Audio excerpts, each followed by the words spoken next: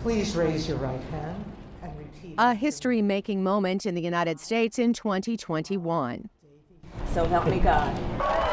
As former Senator Kamala Harris became the nation's first female vice president. It is my honor to be here, to stand on the shoulders of those who came before.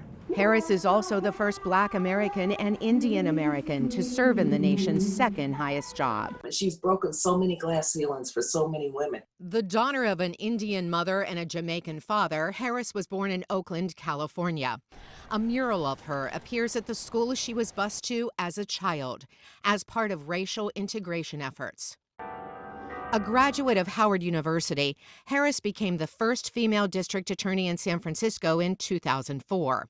And then in 2011, the first Black woman to serve as California's Attorney General.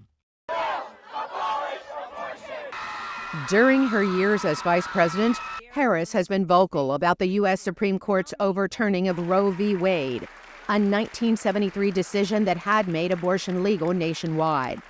During his term, former President Donald Trump appointed 3 conservative justices to the High Court. He uses the word proudly, takes credit for overturning Roe. So make no mistake, if Trump gets the chance, he will sign a national abortion ban to outlaw abortion in every single state. The vice president also applauds continuation of the Affordable Care Act and the reduced price of insulin achieved by the Biden administration. Raise your hand if you have a family member with diabetes. Early on, she was tapped to lead the administration's efforts at the border.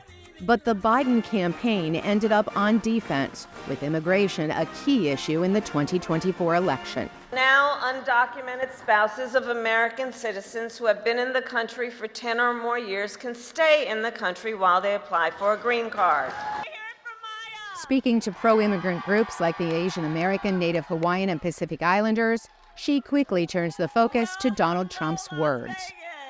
That someone who vilifies immigrants, who promotes xenophobia, someone who stokes hate, should never again have the chance to stand behind a microphone and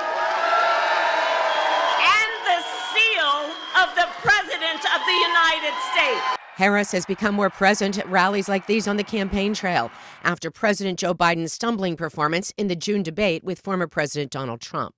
We beat Trump once and we're going to beat him again, period. With President Biden's withdrawal from the race on Sunday, if Harris is nominated, she would again make history as the first Black and Indian American woman to run for the nation's highest office. God bless you and God bless the United States of America. Carolyn Pursuti, VOA News.